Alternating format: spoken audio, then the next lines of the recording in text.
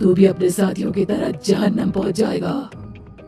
अब वो लड़की कंडक्टर को उठाकर बस के पास मौजूद खाई में फेंक देती है। कंडक्टर एक बड़े पत्थर से जा टकराता है और उसकी भी मृत्यु हो जाती है। हॉन्टेड बस। रात के करीब 11 बज रहे थे। सड़क पर इक्का तुक्का गाड़ियां चल रही थी। अपनी नाइट शिफ्ट खत्म करके शीला और निकिता बस स्टॉप पर खड़ी थी।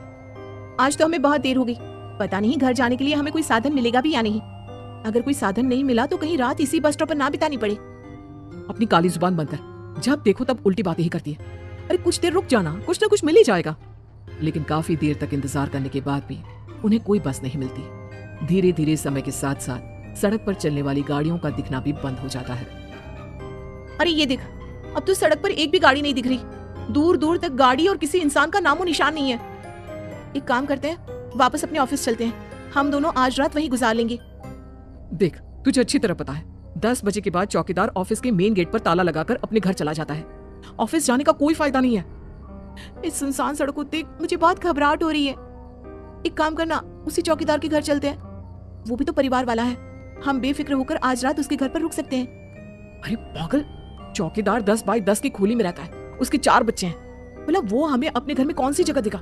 अब तू ना ये बेकार की बातें बंद कर और चुपचाप खड़ी रह, शायद कोई लिफ्ट ही मिल जाए। फिर काफी देर इंतजार करने के बाद आखिरकार एक नीले रंग की बस उनके सामने आकर रुकती है। बस का दरवाजा खोल कंडक्टर उन दोनों से कहता है, कहिए कहाँ जाना है आप दोनों को? देखिए मेरी पूरी बस खाली पड़ी है, मैं आप दोनों को आपके ठिकाने पर छोड़ दूंगा। इतना कहकर कंडक्टर मुंह में भरे पान की पिचकारी सड़क पर दे मारता है। निकिता, लोगों का कहना है कि कुछ महीने पहले इसी तरह अंधेरी रात में एक नीली बस के अंदर कुछ बदमाशों ने एक जवान लड़की की हत्या कर दी थी। इस बस का रंग भी नीला है, कहीं ये वही बस तो नहीं? कंडक्टर शीला की बात सुन लेता है और मुस्कुराते हुए कहता है, देखिए मेम साहब, उस घटना के बारे में मैंने भी सुना है। माना कि उस बस का रंग और मेरी बस का रंग एक है, लेकिन दुनिया में नीले रंग की एक ही बस तो नहीं है ना। ये तो सिर्फ एक इत्तेफाक है। देखिए हमारी बस में एक मेम साहब पहले से ही बैठी हैं, चाहे तो आप देख लीजिए। निकिता गर्दन उठाकर देखती है तो बस के पीछे वाले हिस्से में एक लड़की कंबल ओढ़े बैठी हुई थी। सही तो बोल रहे हैं भैया, बस में पहले से एक लड़की बैठी है। चल अब हम भी बैठ जाते हैं, वैसे भी बहुत देर हो गई है। अरे ठहर जाना निकिता, मुझे डर लग रहा है। अरे तुझे इतना ही डर लग रहा है तो तू यहीं खड़ी रहे, मैं तो चली। अरे तू मुझे छोड़कर कहाँ जा रही है? मैं भी चलती हूँ। दोनों बस में जाकर बैठ जाती हैं। देखते ही देखते ड्राइवर बस को तेज रफ्तार में चलाना शुरू कर देता है। तभी शीला की नजर पीछे वाली सीट पर अकेली बैठी लड़की पर पड़ती है। उस लड़की की लाल आंखें और उसका आधा जला हुआ चेहरा देखकर शीला घबरा जाती है। सुन निकिता, हमारे पीछे जो लड़की बैठी है ना, उसकी आंखें एकदम खून की तरह लाल और चेहरा किसी चुड़ैल की तरह डरावना दिख रहा है। अरे छोड़ ना, कौन कैसा दिखता है, मुझे इन सब बातों में कोई दिलचस्पी नहीं है। मैं थोड़ी देर झपकी लेना चाहती हूँ, इसलिए अब तू अपनी बड़बड़ बंद कर प्लीज। बेफिक्र निकिता अपनी आंखें बंद करके बैठ जाती है। दूसरी ओर बस जंगल के रास्ते में पहुंची है। चारों तरफ घना अंधेरा और साथ ही जंगल में मौजूद जंगली जानवरों की डरावनी आवाजें शीला को और भी ज्यादा डराई जा रही थी। थोड़ी ही देर में बस एक बरगद के पेड़ के पास से गुजरती है। तभी अचानक बरगद की डाल पर बैठी एक बिल्ली कूदकर खिड़की के रास्ते शीला की गोद में आ गिरती है। मर गई रे, बचाओ मुझे, कोई बचाओ। शीला के चिल्लाने की वजह से निकिता की आंख खुल जाती है और वो भी घबराकर इधर उधर देखने लगती है। तभी पीछे वाली सीट पर बैठी लड़की उठकर शीला के पास आती है और बिना कुछ कहे उस बिल्ली को शीला की गोद से उठा उसे सहलाते हुए अपनी गोद में लेकर वापस अपनी सीट पर जाकर बैठ जाती है। अरे शीला, तू तो बहुत ही डरपोक है, जरा जरा सी बात पर उछल पड़ती है। मैं कल से अकेले ही सफर करूंगी। अरे मैं क्या करूं, वो बिल्ली अचानक मेरी गोद में आ गिरी। अपनी बकवास बंद कर और मुझे चैन से सोने दे। इस तरह शीला को डांटकर निकिता फिर सो जाती है। पर तभी अचानक एक झटके से ब्रेक लगाकर ड्राइवर बस को रोकता है। शीला खिड़की से बाहर झांक कर देखती है तो उसे सड़क के किनारे एक काला आदमी खड़ा दिखाई देता है। उसकी बड़ी बड़ी दाढ़ी और अजीब से कपड़े देखकर शीला को घबराहट होने लगी। क्या हुआ ड्राइवर भैया, आपने बस क्यों रोक दी? अरे वो देखो, वहाँ वो सड़क के किनारे एक आदमी खड़ा है, उसी के लिए मैंने बस रुकवाई है। शीला निकिता को धक्का देकर नींद से जगाती है। अरे अब क्या हुआ? वो देख, सड़क किनारे कितना डरावना आदमी है। उसका अजीबोगरीब हुलिया देखकर लगता है जैसे कोई शैतान खड़ा हो। अब शीला की तरह निकिता भी उस आदमी को देखकर थोड़ा डरने लगती है। कंडक्टर, क्या तुम उस आदमी को बस में चढ़ाने वाले हो?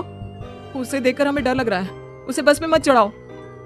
अरे डरने की कोई बात नहीं है मेम साहब, ये आदमी जंगल के पीछे वाले गांव में रहता है। ये रोज इसी वक्त मेरी बस में बैठकर पड़ोस वाले गांव में जाता है। और वैसे भी ये बेचारा गूंगा है। अगर आप लोगों को डर लगता है तो मैं इसे ड्राइवर के बगल में बिठा देता हूँ। ओह अच्छा, ठीक है। फिर कंडक्टर का इशारा पाते ही वो आदमी बस में सवार हो जाता है। ड्राइवर दोबारा एक्सीलेटर पर जोर देकर बस को आगे बढ़ाता है। थोड़ी ही देर में बस एक घाटी पर चढ़ती है। बस के एक तरफ गहरी और डरावनी खाई थी, पर ड्राइवर को इस बात से कोई फर्क पड़ता नजर नहीं आ रहा था। वो लगातार बस की रफ्तार बढ़ाकर बस चलता जा रहा था। ड्राइवर भैया, आप देखते नहीं क्या बगल में इतनी गहरी खाई है? बस की रफ्तार लगातार बढ़ाए जा रहे हो, थोड़ा धीरे चलाओ ना। अरे मेम साहब, घबराने की कोई बात नहीं है। ये तो मेरा रोज का काम है। मैं तो यहाँ इसी रफ्तार से बस चलाता हूँ। आप बेफिक्र होकर अपनी सीट पर बैठ जाइए, आपको कुछ नहीं होगा। ड्राइवर के कहने पर निकिता शांति से बैठ जाती है। कुछ दूर चलने पर अचानक ड्राइवर बस को सड़क के किनारे रोक देता है। शीला एक बार फिर खिड़की के बाहर झांक कर देखती है, लेकिन इस बार उसे कहीं कोई दिखाई नहीं देता। अरे अब क्या हुआ? तुमने बस क्यों रोक दी?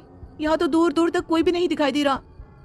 ड्राइवर उसकी बात का कोई जवाब नहीं देता, पर कंडक्टर बोल पड़ता है।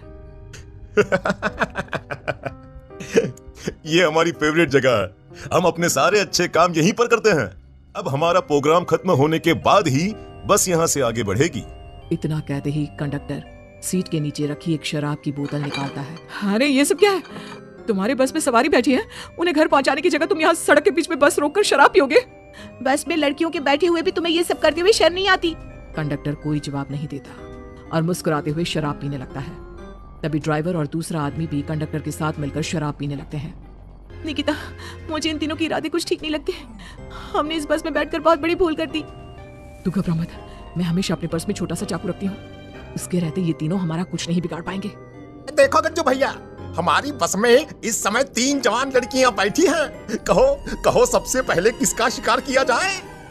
मैं तो कहता हूँ कि सबसे पहले वो जो पीछे अकेले जो बैठी है ना, उसे पकड़ कर लाओ।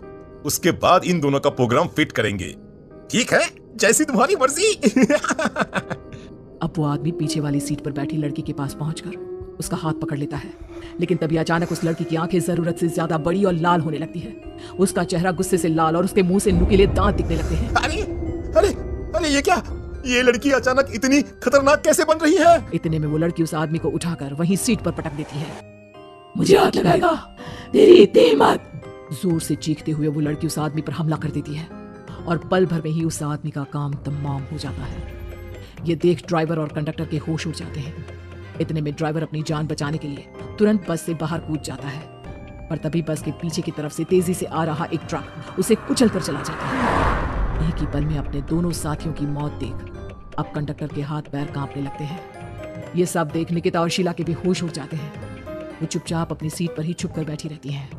अरे अरे अरे, कौन हो तुम? और तुम इतनी भयानक कैसे बन गई? अब वो लड़की गुस्से में गुर्राते हुए कंडक्टर का गला पकड़ लेती है। इतनी जल्दी मुझे भूल गए? कुछ महीनों पहले तुम तीनों ने बड़ी बेरहमी से मेरी हत्या की थी और फिर शहर छोड़कर भाग गए। कई दिनों से मैं तुम तीनों के इंतजार में भटक रही थी। आज जाकर मेरा बदला पूरा होगा। अब तू भी अपने साथियों की तरह जहन्नम पहुंच जाएगा। अब वो लड़की कंडक्टर को उठाकर बस के पास मौजूद खाई में फेंक देती है। कंडक्टर एक बड़े पत्थर से जा टकराता है और उसकी भी मृत्यु हो जाती है। दूसरी तरफ ये सारा नजारा देख शीला और निकिता बेहोश हो जाती है। अगली सुबह जब उन दोनों को होश आता है तो वो अपने आप को एक सरकारी अस्पताल में पाती